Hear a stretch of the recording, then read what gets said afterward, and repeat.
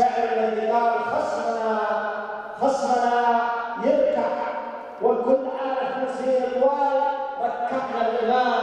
إنه الشاعر أبو برهان الحجوري ليس جزء تحريمية بين الرجل. قال شوق تفصيل المقلم والقداير لا ترغبوا في المساري والصدام. عزنا في الحرب والميدان عاصف لا حصل عند اللقاء. طحن العظام ينكشف في شدايد كل خايف تعرف المرجف من الشبل الهمام. ينكشف في شدايد كل خايف تعرف المرجف من الشبل الهمام.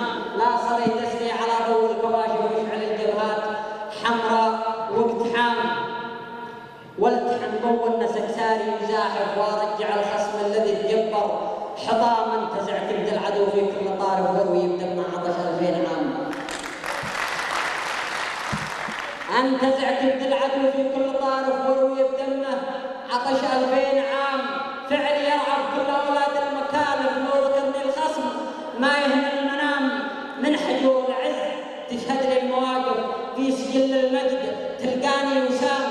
من حجور العز تشهد لي المواقف في سجل المجد تلقاني وسام. خصمنا يركع لنا وكل عارف من سنين طوال ركعنا الامام. خصمنا يركع لنا والكل عارف من سنين طوال ركعنا الامام. لجل ناموسي اموت شامخ واقف عزتي في راس رمحي والحسام. لجل ناموسي اموت